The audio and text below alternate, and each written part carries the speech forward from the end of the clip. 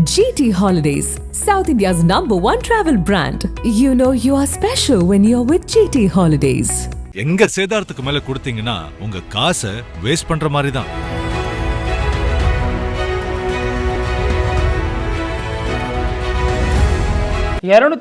தொகுதியில ஜெயிக்க போறோம்.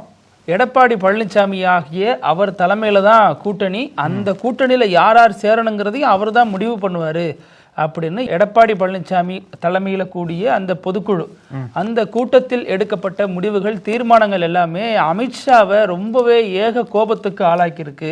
நாம ஒரு பக்கம் வண்டியை திருப்பினா அவர் ஒரு பக்கம் திருப்பிட்டு போயிட்டு இருக்காரு. இப்போதான் முன்னாள் பாஜக மாநில தலைவர் அழைச்சு சில விஷயங்கள் பேசி முடிச்சோம். இப்போ இவருடைய தீர்மானங்களுக்கு அடுத்து இனிமே ஓபிஎஸும் டிடிவியும் கட்சிக்குள்ள சேர்த்துக்கொள்ள வாய்ப்பே இல்லைன்னு சொல்லிட்டாருன்னு அவர் ஒரு கோபத்துல பிளான் B கையில் எடுத்திருக்கிறதா சொல்றாங்க. என்ன அது, அதனுடைய பின்னணி என்ன அப்படிங்கறத பத்தி விரிவா பேசிடலாம். Welcome to sensation.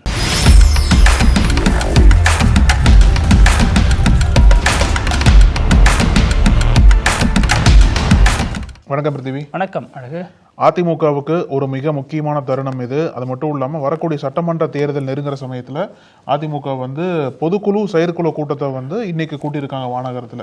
அதுதான் தமிழ்நாடு முழுக்க பேச பொருளா மாறி இருக்கு. இதுல வானகரம் அதிமுக பொதுக்குழு ரொம்ப சூப்பரான ஒரு காம்பினேஷன். ஏன்னா பொதுக்குழு போட்டாங்க, ஓபிஎஸ் நீக்கினாங்க.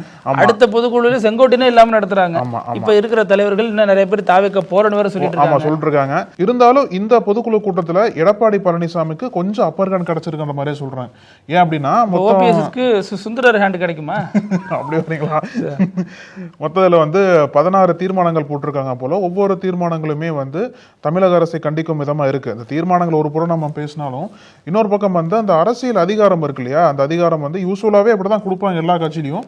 இந்த இதுல கொஞ்சம் கட் அண்ட் ரைட்டா சில விஷயங்களை போல்டா சொல்லியிருக்காங்க. என்ன அப்படின்னா, கூட்டணிக்கு யார் வரணும் யார் வரக்கூடாது அப்படின்ற முடிவை கூட நாங்க தான் எடுப்போம். அதாவது பாஜக அதிமுக கூட்டணிக்குள்ள அவங்களா தனிச்சையா முடிவெடுக்கிற மாதிரி பார்க்கப்பட்ட சமயத்துல அந்த அதிகாரம் முழுக்கவே கூட்டணி தலைவராக இருக்கக்கூடிய எடப்பாடி பழனிசாமி இந்த பொதுக்குழு ஒப்படைக்குதுன்னு சொல்லியிருக்காங்க. எடப்பாடி தான் சொல்லியிருக்காங்க. அது மட்டும் இல்லாம எடப்பாடி பழனிசாமி தலைமையில ஆட்சி அமைப்போம், அதிமுக கூட்டணி என்பது 210 இடங்களை ஜெயிக்கும்னு சொல்லிட்டு எடப்பாடி பழனிசாமி டிக்ளேர் பண்றாரு. அது ஏன் திரும்ப 210? திமுக 200 சொன்னாங்க, கூட ஒரு 10 போட்டு வச்சுப்போம் அப்படின்னு சொல்லிட்டு அவர் 210 சொல்றாரு. ஆனா இதை எப்படி பாக்குறாங்க அப்படின்னா, எடப்பாடி பழனிசாமி இது அமித்ஷாவுக்கு ஒரு மெசேஜ் சொல்லியிருக்காரு, டிடிவி தினகரன் ஓபிஎஸ் போன்ற நபர்களுக்கு ஒரு மெசேஜ் சொல்லியிருக்காருங்கிறாங்க. ஏன்னா எடப்பாடி பழனிசாமி இந்த கூட்டணி என்டிஏ கூட்டணிங்கிற விவகாரத்தை பொறுத்த வரைக்கும் டிடிவி தினகரன் அடிக்கடி சொல்ற ஸ்டேட்மெண்ட் என்ன அப்படின்னா, எடப்பாடி பழனிசாமி முதல்வராக இருக்கும் வரையில் அந்த என்டிஏ அலையன்ஸ்ல நாங்க பங்கேற்க மாட்டோம் அப்படின்னு சொல்லிட்டு வர்றாரு. இப்ப முதல்வர் வேட்பாளர் எடப்பாடி பழனிசாமி தான் அப்படின்னு இந்த தீர்மானம் நிறைவேற்றப்பட்டதன் அடிப்படையில் டிடிவி வச்ச அந்த கோரிக்கை ரூல் அவுட் பண்ணப்பட்டுச்சு. இனிமேல் டிடிவி இந்த சிஸ்டம் வச்சு உள்ளுக்குள்ள வர முடியாது. அப்போ ஓபிஎஸ் இந்த பொதுக்குழு நடந்துட்டு இருக்க அதே சமயத்தில் அவர் செய்தியாளர்களை சந்திச்சு அதிமுக ஒன்றிணைய வேண்டும் மக்கள் விரும்புறாங்க அப்படிங்கிறாரு. இது என்ன புதுசா இருக்கு? இத்தனை நாள் வரைக்கும் இவர் தான் விரும்பிட்டு இருந்தாரு, மக்களே விரும்புறாங்களா அப்படிங்கிற மாதிரி செய்தியாளர்கள் கேட்டாங்க. இதுல பொதுக்குழு மேடையிலேயே கூட என்ன சொன்னாங்க அப்படின்னா, இன்னும் பல கட்சிகள் கூட்டணிக்கு வரது தயாரா இருக்காங்க.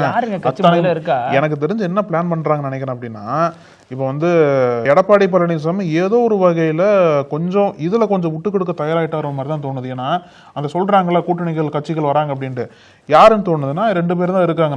நம்ம கண்ணுக்கு தெரிஞ்ச அளவுல 2 பேர் தான். ஒன்னு தேமுதிக பிரேமலதா, அவங்கள விட்டுலாம். ஓபிஎஸும் டிடிவி தினகரன் மட்டும்தான். இதுல பாமக வந்துருவாங்க ஆபீஸா. ஆனா இருந்தாலும் இந்த ஓபிஎஸ் தினகரனோட நிலைப்பாடு எப்படி இருக்குன்னு பார்க்கும்போது தான் அவங்க கூட்டணிக்குள்ள வரலாம், ஆனா அதிமுகக்குள்ள சேர்த்துக்க மாட்டோம்ன்ற மாதிரி தான் மீண்டும் எடப்பாடி பழனிசாமி உறுதியாக நிற்கிறார். முன்னாடி என்ன சொன்னாங்க அப்படின்னா, கூட்டணிக்குள்ளேயே வர்றதுக்கு எடப்பாடி பழனிசாமி அலோவ் பண்ண மாட்டேன்னு சொன்னாங்களே, இப்போ அதுல கொஞ்சம் எடப்பாடி பழனிசாமி தளர்வு கொடுத்துருக்காரோன்ற மாதிரி பல கேள்விகள். அதுல தானே ஸ்ட்ராங்கா சொல்றாரு, கூட்டணிக்குள்ள யாரு வரணுங்கிறது இவரை தான் முடிவு பண்ணணும்னு சொல்றாரு. அது மட்டும் இல்லாம மேடையில பேசிட்டு இருக்கிறப்ப எடப்பாடியினுடைய பேச்சு தொடக்கத்திலே சொல்றாரு, இந்த கட்சி எத்தனை இன்னல்களை தாண்டி வந்துச்சு தெரியுமா அப்படின்னு சொல்றாரு. நிறைய துரோகிகளை தாண்டி வந்திருக்கோங்கிற 2017 காலகட்டத்துல ஓபிஎஸ் இருக்கக்கூடிய எம்எல்ஏக்கள் அதிமுகவின் எடப்பாடி பழனிசாமி ஆட்சி எதிர்த்து வாக்களிச்சதெல்லாம் அவர் நினைவுபடுத்திருக்காரு. அப்போ அவர் என்ன சொல்ல வர்றாரு, ஓபிஎஸ் இடம் இல்லைன்னு சொல்றாரு, டிடிவி இடம் இல்லைன்னு சொல்றாரு. ஏன்னா துரோகிகள் சொல்றது மூலமா இவங்களை அவர் மென்ஷன் பண்ணி சொல்றாரு. இன்னொரு படி மேல போய் சிவி சண்முகம் எம்பியா இருக்கார் இல்லையா, அவர் என்ன சொல்றாருன்னா நமக்கு எதிரி யாருன்னா திமுக, திமுக துரோகிகள் உங்களுக்கு தெரியும் யாருன்னு சொல்ல வேணாம், ஆனா நம்ம கூட உறவாடி சில பேர் கெடுப்பான் அவனை நம்ப கூடாது, சில அரசியல் புரோக்கர்கள் நமக்காக பேசுற மாதிரி பேசி கெடுப்பான் அவனே நம்ப கூடாது அப்படிங்கிறாரு. அப்ப உறவாடி கெடுக்கிறதுனா பாஜகவை சொல்றாரா அப்படிங்கறதா கேள்வி. அவங்கள்ட்ட தான் கேர்ஃபுல்லா இருக்குன்ற மாதிரி சண்முகம் பேசியிருக்காரு. துரோகிகள்னா அவங்களுக்கு எல்லாமே தெரியும். இப்போ செங்கோட்டையன் கூட துரோகி லிஸ்ட்ல இறஞ்சிட்டாரு. இருந்தாலும் அவர் யாரை சொல்ல வராரு, பாஜக தான் சொல்ல வராரா, உறவாடி கெடுக்கிறது யாருன்னு பார்த்தா நமக்கு தெரிஞ்சவர்கள பாஜக தான் அதிமுகக்குள்ள குழப்பம் பண்ற மாதிரி பாக்குறாங்க இல்லையா, அவங்கள தான் சண்முகம் சொல்ல வராரான்னு சொல்லிட்டு ஒரு கேள்வி இருக்கு. இந்த இடைப்பட்ட நேரத்தில் தான் பாஜக டெல்லியில அமித்ஷா தமிழக பாஜகவை சேர்ந்த முன்னாள் மாநில தலைவரை மீண்டும் கூப்பிட்டுருக்காரு போல. மீண்டும் கூப்பிட்டு அவங்க ஒரு சந்திப்பு நடத்தி இருக்காங்க. என்னதான் போயிட்டு இருக்கு தமிழ்நாட்டில், இந்த கூட்டணி இன்னும் பலம் இல்லாம இருக்கு, பலவீனமா இருக்கு. இன்னும் 4 மாசத்துல தேர்தல் வரப்போகுது.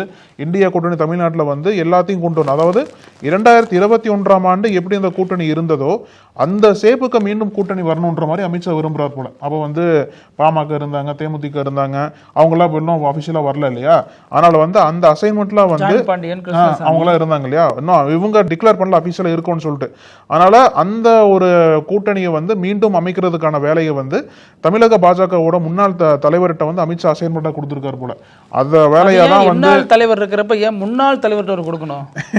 ஏன்னா முன்னாள் தலைவர் தான் டிடிவியோடையும் ஓபிஎஸோடையும் நெருக்கமா இருக்காரு. இன்னாள் தலைவர் இவங்க 2 பேர்ட்டையும் உரண்டை எழுத்து வச்சிருக்காரு. பயங்கரமான ஒரு பகை இவங்க 2 பேருக்குள்ள போயிட்டு இருக்கு. அதனால முள்ளால எடுக்கணுங்கிற மாதிரி உங்களுக்கு அவர் தானே நெருக்கம். நீங்க அதனால நீங்களே போய் 2 பேரும் சமாதானப்படுத்தி கூட்டணிக்குள்ள அழைச்சிட்டு வந்துருங்க. நான் சொல்ற மெசேஜ் போய் அவங்கள்ட்ட சொல்லுங்க. பேசுனதுக்கு அப்புறம் திரும்பி என்கிட்டே வாங்கன்னு டோரா மொழியிலேயே சொல்லியிருக்காரு. ஆக்சுவலா 2 வாட்டி சந்திச்சிட்டாரு நினைக்கிறேன். ஒரு 4-5 நாளுக்குள்ள 2 வாட்டி போயிட்டு வந்தாரு டெல்லிக்கு. என்ன அப்படின்னா, ஒரு வாட்டி அமித்ஷா சொல்றத இவங்கள்ட்ட சொல்றது, இவங்க என்ன சொல்றாங்களோ அதை வாங்கிட்டு அங்க போய் அமித்ஷா சொல்றது. அதான் போன நிகழ்ச்சியில் நம்ம சொல்லியிருந்தோம்ல, இந்த விசேஷங்கள் எல்லாம் சந்திப்புகளுக்காக வைக்கிறாங்களா அல்லது விசேஷங்கள்ல சந்திப்புகள் நடக்குதாங்கிறது புரியாத மாதிரி தான் இருக்கு. ஆமா, அதனால அந்த அசைன்மெண்ட்டை ஒரு பிஹைண்ட் சீன்ஸ் எக்ஸிக்யூட் பண்ணிட்டு இருக்காரு. நீங்க சொன்னது போல நைனா நாகேந்திரன் எடப்பாடியோட க்ளோஸா இருக்காரு. அந்த பக்கம் தினகரனும் எடப்பாடி பழனிசாமி ஏத்துக்காம இருக்காரு. ஓபிஎஸும் என்ன சொல்றாரு அப்படின்னா, அவர் அமித்ஷா என்ன சொல்லியிருக்காரு ஓபிஎஸ், இந்த மாதிரி நீங்க எங்க கூட்டணியில வந்துருங்க, எங்களோட கோட்டால சீட்டு தரோன்ற மாதிரி சொல்லியிருக்காங்க போல. இல்லைன்னா தனி கட்சி ஆரம்பிச்சு அபிஷியலா வந்துருங்கன்ற மாதிரி சொல்லியிருக்காங்க போல. இப்ப எடப்பாடி பழனிசாமி இந்த பொதுக்குழு தீர்மானம் அதற்குள்ள ஃபுல் ஸ்டாப் வைக்கிற மாதிரி இருக்கு. அதையும் எடப்பாடி தான் முடிவெடுப்பாருன்னா அப்போ எடப்பாடியினுடைய தயவுல அவங்க உள்ள வருவாங்களா? அதான் முன்னாடியே சொன்னது போல எடப்பாடிக்கு ஒரு அப்பர் ஹேண்ட் கிடைச்சிருக்கீங்க. பாஜகவால ஒரு அளவுக்கு தான் உள்ள ஒரு முடியுமே தவிர எல்லா முடியும் பாஜக அப்பர் ஹேண்ட் கிடைச்சுன்னா ஓபிஎஸ்க்கு அமித்ஷா ஹேண்ட் கிடைக்குங்க. ஏன்னா ஓபிஎஸ் தான் அமித்ஷாவின் அழைப்பின் பேர்ல டெல்லிக்கு போய் பார்த்துட்டு வந்தாரு. அப்போ அவருக்கு ஒரு மெசேஜ் சொல்லப்பட்டுச்சு. அதற்கப்புறம் அவர் தனி கட்சி தொடங்க மாட்டேங்க நானா சொன்னேன் அப்படின்னு அப்படியே யூட்டர்ன் போட்டாரு. இப்ப என்னடான்னா மீட்டிங்லாம் முடியட்டும், பொதுக்குழு முடிஞ்சு என்னென்ன தீர்மானங்கள் போடுறாங்கன்னு பாக்குறேன், அதுக்கப்புறம் அவங்க பேட்டி கொடுப்பாங்க, அதையும் பார்த்துட்டு நான் ஒரு முடிவெடுக்கிறேன்னு இருக்காரு. அவர் 15ஆம் தேதி அவரு ஒரு கவுண்டர் அட்டாக் கொடுக்குறேன்னு இருக்காரு. நம்ம அதிகம் மைண்ட்ல வச்சுக்கணும். 15ஆம் தேதி அவர் தலைமையில ஒரு குழு கூடி முடிவெடுக்க போகுது அப்படின்னாங்க. அது கட்சியா மாறுதா அல்லது வேறு சில ஐடியா போறாரா, வேற கட்சியில இணையறாரா அப்படிங்கறதெல்லாம் 15ஆம் தேதி தெரியும்னு சொல்றாங்க. இதற்கிடையில இந்த துரோகம் அல்லது துரோகிங்கிற இந்த கான்செப்ட் அதிமுகவுக்குள்ள பெரிய அளவுல உலாவிக்கிட்டே இருக்கு. ஒரு பக்கம் எடப்பாடி பழனிசாமி துரோகிகள் அப்படின்றாரு, இன்னொரு பக்கம் டிடிவி தினகரன் எடப்பாடி ஒரு துரோகம், அது பேர் கூட சொல்ல மாட்டேங்கிறாரு, அந்த துரோகத்தை வீழ்த்துறதா என்னோட முதல் குறிக்கோள் அப்படிங்கிறாரு. ஓபிஎஸ் சொல்றாரு யார் துரோகி அப்படிங்கிறது எல்லாருக்கும் தெரியும் அப்படின்னு சொல்றாரு. அப்ப இவ்வளவு மனநிலை வச்சுக்கிட்டு எப்படி உங்க 3 பேரால் ஒன்னா செயல்பட முடியும்? அப்படிதான் பீகார்ல செயல்பட்டாங்க. அதாவது ரிங் மாஸ்டர் சிங்கம்லாம் பார்த்திருப்போம். ரிங் மாஸ்டர் என்ன சொன்னாலும் சிங்கம் செய்யும் இல்லையா, அந்த மாதிரி செய்வாங்க. பாஜகவினுடைய கண் அசைவுக்கு செஞ்சே தீர வேண்டிய இக்கட்டான சூழ்நிலையில இருக்காங்க. ஒவ்வொருத்தருக்கும் ஒரு செக் பாயிண்ட் இருக்கு அப்படிங்கிறாங்க. அது இந்த எலெக்ஷன் வரப்பொழுதுதான் தெரியும் என்னென்ன பிரச்சனைகள் இருக்கு அப்படின்னு. அதனால இப்போ தீர்மானங்களை பேசணும் அப்படின்னா பல தீர்மானங்களை போட்டிருக்காங்க. குறிப்பா இதுல திருப்பரங்குன்றம் விஷயம் வந்துச்சு. ஆனா திருப்பரங்குன்றம் பேரை பயன்படுத்தவே இல்லை. அவங்க என்ன போட்டிருக்காங்க அப்படின்னா, நீதித்துறைக்கு அகைன்ஸ்டா இப்ப இருக்கக்கூடிய ஆட்சியாளர்கள் செயல்படுறாங்க, நீதித்துறையோட தனித்தன்மையை கெடுக்கும் விதமா செயல்படுறாங்க அப்படின்ற மாதிரி அதுக்கு ஒரு கண்டனத்தை தெரிவிச்சிருக்காங்க. அது மட்டும் இல்லாம திருப்பரங்குன்றம் பேரை பயன்படுத்தவே இல்லை. திருப்பரங்குன்றம் பெயரை பயன்படுத்தாத விஜய் பேரையோ அல்லது அவர் கட்சி பேரையும் பயன்படுத்தல. ஏன்னா அவங்க தான் ஜெயலலிதாவை உரிமை கொண்டாடிட்டு இருக்காங்க, எம்ஜிஆருக்கு உரிமை கொண்டாடிட்டு இருக்காங்க, இவங்களை விமர்சிக்கிறாங்க. அதெல்லாம் எப்படி கண்டும் காணாம போறாங்களா அப்படிங்கிறதும் பார்க்கணும். அது மட்டும் இல்லாம திமுகவோட வாக்குறுதிகள்லாம் இன்னும் பல வாக்குறுதிகள் நிறைவேற்றவில்லைன்னு சொல்லிட்டு அது கண்டனங்களா தெரிவிச்சிருக்காங்க. அதையெல்லாம் தாண்டி இந்த அரசியல் கணக்கு தான் பெருசா இங்க பேசப்படுது. ஏன்னா இதுக்கு மேல என்ன நடக்கும், அமித்ஷாவோட முடிவு என்னவா இருக்க போகுது, எடப்பாடி பழனிசாமிக்கு முழு அதிகாரம் கொடுத்துட்டாங்க அப்படின்னா அவரு தான் சிஎம் ஃபேஸா பாஜக நிப்பாட்ட வேண்டிய தேவை எழுந்திருக்கு. ஆனா வரக்கூடிய இந்த ஜனவரி மாதம் அடுத்த மாதம் சொன்னதெல்லாம் வந்து தேமுதிக வந்துருன்ற மாதிரி சொல்றாங்க அதிமுக கூட்டணிக்கு. அதே மாதிரி தான் பாமகட்டையும் பேசிட்டாங்க போல முன்னாள் மாநில தலைவர்லாம். அந்த மாதிரி அசைன்மெண்ட்ல செயல்படுற காரணத்தினால ஜனவரியில ஒட்டுமொத்தமா 2021ஆம் ஆண்டு இருந்த அந்த இந்திய கூட்டணி மீண்டும் அதிமுகவால உருவாக்க முடியுமா, இல்ல உருவாக்குனால அப்படின்னா அங்க வந்து இருக்கக்கூடிய பல பிரச்சனைகளை எடப்பாடி பழனிசாமி அதை தாண்டி வந்து சக்சஸ்ஃபுல்லா நிப்பாரா அப்படின்ற பல கேள்விகள் வந்து இப்போ நிக்குது. அதனால ஜனவரி மாதம் தினகரன் என்ன முடிவு எடுக்க போறாரு, ஓபிஎஸோட டிசம்பர் 15 கூட்டத்தில் என்ன முடிவு எடுக்க போறாரு, அமித்ஷா நினைச்சதெல்லாம் இந்த முறை தமிழ்நாட்டில் நடக்குமா, இன்ஃபேக்ட் வந்து கூட்டணி ஆட்சி கூட கேட்கிற மாதிரி சொல்றாங்கல்ல. இல்ல அதற்கு தான் எம்பி தம்பிதுரை இருக்கார் இல்லையா, இந்த பொதுக்குழுவில் அவர் பங்கேற்றிருக்காரு. பங்கேற்ற பிறகு அவர் என்ன சொல்றாரு அப்படின்னா, இங்க எடப்பாடி பழனிசாமி தலைமையில தான் ஆட்சி நடக்கும், அதுல கண்டிப்பா அதிகாரத்தில் பங்கு கொடுக்க வாய்ப்பே இல்லைன்னு ஒரே போட்டார். ஏன்னா இதை வச்சுதான் இப்ப அமித்ஷா சொன்ன ரெண்டுமே அடிபட்டு போச்சா. வந்து என்ன சொன்னாரு, கோயலிஷன் கவர்மெண்ட்னு சொன்னார். இங்க வந்து கூட்டணி ஆட்சி அமையும் அப்படிங்கிற பொருள்படும் விதத்துல அமித்ஷா ஒரு ஸ்டேட்மெண்ட் சொன்னாரு. அதற்கு எடப்பாடி பல முறை மறுத்தாரு.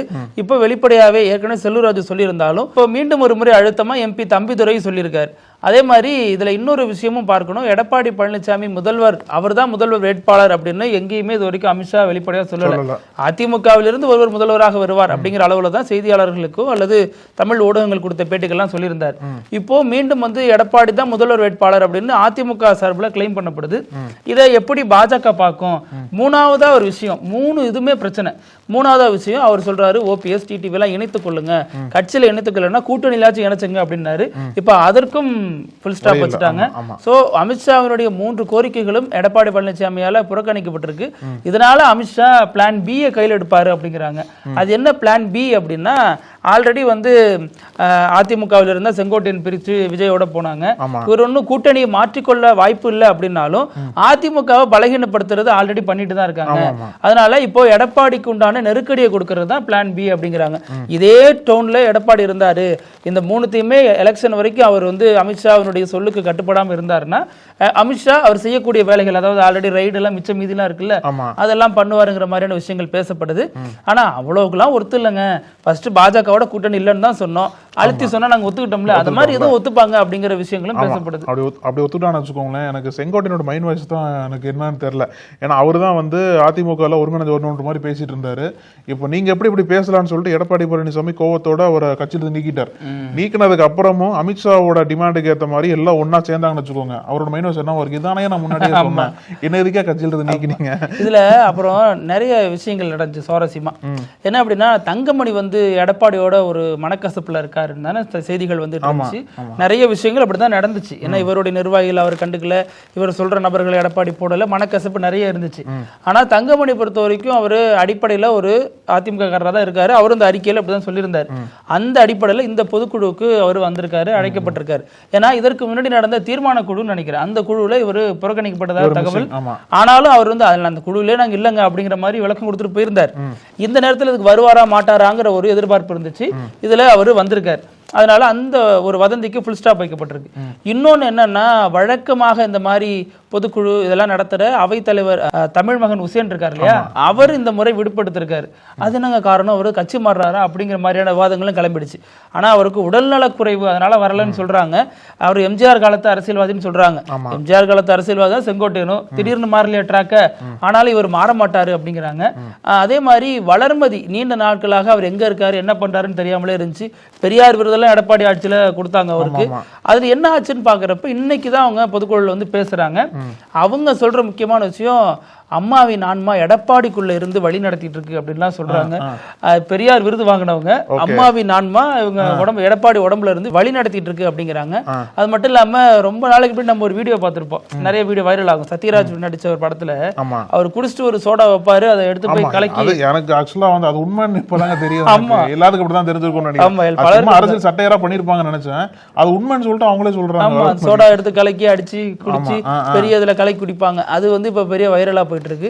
இன்னொரு பக்கம் சி.வி. சண்முகம் சொன்ன பேச்சு, அவர் யார சொல்றாரு துரோகின்னு, பிஜேபியை தான் சொல்றாரா அல்லது பிஜேபியை இவர் பலமுறை கடுமையாக விமர்சித்த ஒரு நபர் தான். அதனாலதான் சந்தேகம் வருது, உறவாடி கெடுக்கிறவங்கள்ட்ட கவனமா இருக்கணுங்கிறாரு. அப்போது யாருங்கிறது தான் இப்போ பெரிய ஒரு ஹாட் டாபிக்கா போயிட்டு இருக்கு. பிஜேபி மிக கடுமையான கோபத்துல இருக்கு. நம்ம ஒரு பிளான் போட்டா இவர் ஒரு பிளான் மாத்துறாரு அப்படிங்கிறது. பிஜேபி ப்ரப்போஸ் பண்ண 3 கோரிக்கைகளை எடப்பாடி புறக்கணிச்சாரு. ஆமா, ஸோ அதையும் தாண்டி இரங்கல் தீர்மானம் வாசிக்கப்படுற சமயத்தில் ஒரு முக்கியமான ஒரு விஷயம் என்ன அப்படின்னா, கலைஞருடைய மகன் மறைந்தார் இல்லையா முத்து, அவருக்கும் சேர்ந்து அதிமுக பொதுக்குழுல இரங்கல் தீர்மானம் வந்து இது பண்ணிருக்காங்க. செம்மலை தான் வாசிச்சாரு.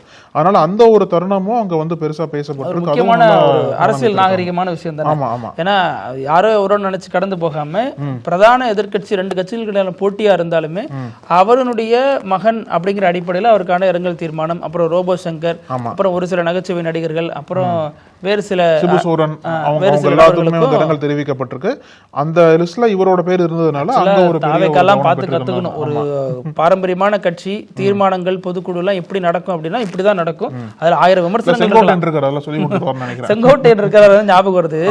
செங்கோட்டையன் நேற்று ஒரு கேள்வி கேட்கிறாங்க. எனக்கு முன்னாள் மாநில தலைவரும் ஓபிஎஸ் சந்திச்சுக்கிறாங்க, டிடிவி சந்திச்சுக்கிறாங்க, எப்படி பாக்குறீங்க அப்படின்னு கேட்கிறப்ப திடீர்னு கேள்வி விட்டா நான் அப்படிங்க பதில் சொல்றது அப்படிங்கிறாரு. அங்க இருந்து நல்லா தானே பதில் சொல்லிட்டு இருந்தாரு, அங்க போய் என்ன இப்படி தடுமாறுறாரு அப்படிங்கிற ஒரு கேள்வி விமர்சனமும் வந்திருக்கு. அது அப்புறம் என்ன சொல்றாரு, பாண்டிச்சேரியில போய் மத்திய அரசு விமர்சிச்சுட்டாரு விஜய், அது எப்படி பாக்குறீங்கன்னு செய்தியாளர் கேட்டப்ப ஒரு வார்டுல கூட ஜெயிக்க மாட்டீங்கன்னு அவர் சொன்னாருங்கிறப்ப நயனா நாகேந்திரன் தோக்கடிக்கிறது தான் எங்களுடைய வேலைங்கிற மாதிரி. நயனா நாகேந்திரன் வந்து டெபாசிட் வாங்க முடியாத அளவுக்கு நாங்க பண்ணுவோன்ற மாதிரி சொல்றாரு. ஆமா, அவர் நல்ல அதிமுகவே பேசுறாரு. அதிமுகவில் இணைந்தா இன்னும் சந்தோஷம் அப்படிங்கிறாரு. நீங்க தான் வெளில வந்துட்டீங்களா, அப்புறம் என்ன அதிமுக மேல பாசம் அப்படின்னு கேக்குறாங்க. இப்ப இந்த இதை பொறுத்த வரைக்கும் அழகு இதில் இன்னொரு விமர்சனம் இருக்கு. என்ன அப்படின்னா, எடப்பாடி மீண்டும் வரட்டு பிடிவாதம் பிடிக்கிறாரு, அனைவரோடும் இணைந்து போனா ஜெயிக்கிறதுக்கான வாய்ப்பு அதிகம்னு மீண்டும் மீண்டும் மீண்டும் மீண்டும் சொல்லப்பட்ட நிலையில யாருமே வேண்டாம், தோத்தாலும் நான் என் தலைமையில தான் கட்சியை நடத்த விரும்புறேன்னு இந்த முறை எடப்பாடி தெளிவா சொல்லிட்டாரு அப்படின்னும் விஷயங்கள் பேசப்படுது. இன்னும் பெரிய அளவுல கூட்டணிகள் யாரும் வராத பட்சத்துல, பிரிந்திருக்கிற சக்திகளும் ஒன்றிணையாத பட்சத்துல மாற்று சமூக வாக்குகள்லாம் எப்படி எடப்பாடி அறுவடை பண்ண போறாரு? குறிப்பா ஓபிஎஸ் டிடிவி சார்ந்த சமூகத்தின் வாக்குகள் வெவ்வேறு பகுதியில் இருக்கு. ஒன்னு தென் பகுதியில் இருக்கு, இன்னொன்னு டெல்டா பகுதியில் இருக்கு. இதெல்லாம் எப்படி ஒரு அறுவடை பண்ண போறாங்க? அதுதான் அமித்ஷாவோட கவலையா இருக்கு. நம்ம எல்லாத்தையும் ஒருங்கிணைஞ்சு ஒட்டுமொத்தமா திமுகவுக்கு எதிரான இருக்கக்கூடிய வாக்குகளை சிந்தாம செதறாம அலணும் அப்படின்னா எடப்பாடி மனசு வச்சாதான் முடியும்ன்றது அமித்ஷா தெளிவா புரிஞ்சு வச்சிருக்காரு. ஆனா இருந்தாலும் தொடர்ந்து எடப்பாடியோட பிடிவாதத்தை எப்படி அமித்ஷா வந்து கையாள போகிறார்? அது சொல்றாங்க, ஒரு மாசம் டைம் பாருங்க, ஒரு மாசத்துக்குள்ள நிறைய சீன் மாறும், அதுல எடப்பாடியோட பிடிவாதமும் மாறும். அந்த ஜனவரி மாதத்துக்கு அப்புறம் எல்லா தேர்தல் தலைவரையும் வந்துருவாங்க. எல்லாம் காங்கிரஸ்ல இருந்து பாஜக ஃபுல்லா பிரச்சாரம் பண்ண ஆரம்பிச்சிருவாங்க. அதுக்கப்புறம் தேர்தல் இருக்கிற சமயத்துல அந்த கூட்டணி காட்சிகள் நிச்சயமா மாற வாய்ப்பு இருக்கு. என்டிஏ கூட்டணியில பாஜக கொடுக்குற கோட்டால வந்து ஓபிஎஸும் தினகரனும் போட்டி போடுறதுக்கும் வாய்ப்பு இருக்கு. எடப்பாடி பழனிசாமி ஏத்துக்கிட்டு அவங்க பிரச்சாரம் பண்ணவும் வாய்ப்பு இருக்கு. அரசியல் எதுவும் நடக்கும் இல்லையா, அதனால வந்து எல்லாத்துக்கும் வாய்ப்பு இருக்குன்ற மாதிரி தான் தெரியுது. அந்த அளவுக்கு எடப்பாடி பழனிசாமியால அமித்ஷாவை இதில் எல்லாத்தையும் தடுக்க முடியும் அப்படின்ற ஒரு கேள்வி எழுந்திருக்கு. அது எடப்பாடி பழனிசாமி எப்படி ஹேண்டில் பண்றாங்கன்னு பார்க்கணும். ஏன்னா டிடிவி ஓபிஎஸ் 2 பேருமே தாவேகாவோட கூட்டணி பேச்சுவார்த்தை தொடர்பான விஷயங்களுக்கு ஓபன் பண்ணி தான் வச்சிருக்காங்க கதவை. அது என்ன லாக் பண்ணவே இல்லை. காரணம் எடப்பாடி எப்போ வேணாலும் மக்கர் பண்ணுவார் அப்படிங்கிறதுனாலதான். இந்த முறை இந்த மாதிரியான ஒரு பொதுக்குழு தீர்மானத்துக்கு பிறகு அவங்களுடைய ரியாக்ஷன் எப்படி இருக்குங்கிறத பார்த்துட்டு தான் அடுத்த கட்ட அரசியல் நகர்வுகள் இருக்கும் அப்படின்னு சொல்றாங்க. பாப்போம் டிசம்பர் 15 ஓபிஎஸ் ஒரு முடிவு என்ன இருக்குன்னு சொல்லிட்டு விவாதிக்கலாம். அப்புறம் நம்ம வீடியோட கடைசி பகுதி இப்படி எல்லாமே நடக்கும் அப்படின்றது. அதாவது பொதுவாகவே வந்து இப்போ நமக்குள்ள நம்ம நிகழ்ச்சியில் பேசியிருக்கோம். அந்த தனியார் ஃப்ளைட்லாம் வச்சிருப்பாங்கல்ல, சின்ன சின்ன குட்டி குட்டி ஃப்ளைட்லாம் வச்சிருப்பாங்க. விஜய் போயிட்டு வராரு அந்த மாதிரி. ஆமாம், அந்த மாதிரி ஒன்று. அப்புறம் இன்னொரு சின்ன ஃப்ளைட்லாம் இருக்கும்ல, அவங்க எங்கே வேணா வந்து பார்க் பண்ணுவாங்க, ஹோட்டலில் நிறுத்தி வந்து சாப்பிடுவாங்க. ஆமாம், ஹோட்டலில் ஃப்ளைட்டில் வந்து இறங்கிட்டு சாப்பிட்டு போவாங்க, அப்புறம் டேக் ஆஃப் ஆகி மேலே போவாங்க. அது மாதிரி யூஎஸில் ஃப்ளோரிடா இருக்குல்ல, ஃப்ளோரிடா ஸ்டேட், அங்கே வந்து ஒரு நிகழ்வு நடந்திருக்கு. என்ன அப்படின்னா, மெயின் ரோட்ல ஹைவேல வந்து ஃப்ளைட் இன்ஜின் ஃபெயிலியர் ஆயிடுச்சு போல் இருக்கு. 2 பேர் ஓட்டிட்டு போயிட்டு இருக்காங்க. அப்படியே படார்னு கீழே இறக்கிட்டாங்க ஃப்ளைட்டை. அதுல வந்து கார் மேல இறக்கிட்டாங்க போல, ஓடுற கார் மேல இடம் கிடைக்கல, கார் மேல இறக்கிட்டாங்க போல் இருக்கு. அந்த கார் வந்து ஒரு பெண்மணி ஓட்டிட்டு வந்துட்டு இருந்திருக்காங்க. ஒரு நல்ல வேளை உங்களுக்கு எதுவும் வாக்குல இருந்தா ஹாஸ்பிட்டல் இருந்திருக்காங்க. இருந்தாலும் இந்த வீடியோ என்பது ரொம்ப வைரலா போயிட்டு இருக்கு. ஒரு ஓடுற கார் மேல ஒரு ஹைவேஸ்ல வந்து டக்குன்னு ஒரு அந்த அம்மா நினைச்சு பார்த்துருப்பாங்க, என்ன அதை பெருசா இறங்குற மாதிரி இருக்கு, கார்லாம் அப்படியே நொறுங்கி போயிருச்சு. எதிர்பாராத அளவுக்கு விபத்தாயிருச்சாங்க. அதெல்லாம் வந்து இன்னைக்கு இந்தியா முழுக்கவே சோசியல் மீடியால வைரலா போயிட்டு இருக்கு. பயங்கரமான சம்பவம். ஓட்டுறப்ப கூட பாதுகாப்பா தான் ஓட்டணுமா என்ன? பேசலாம் நாளைக்கு பல செய்திகளோட. நன்றி. தொடர்ந்து பேசலாம். நன்றி. நக்கீரன் டிவிக்கு சப்ஸ்கிரைப் செய்யுங்கள். உங்கள் ஆதரவே எங்கள் பலம். ஆசிரியர்களுக்கு நண்பனாகவும் மாணவர்களுக்கு ஆசானாகவும் திகழும் தேர்வு வழிகாட்டி. ஒவ்வொரு பாடத்திற்கும் அனுபவமிக்க ஆசிரியர்களின் துல்லியமான தெளிவான விடைகள். CNC இருக்கு, தேர்வு பயம் எதற்கு? இது தீரன் பப்ளிஷிங் ஹவுஸ் விற்பனை வெளியீடு.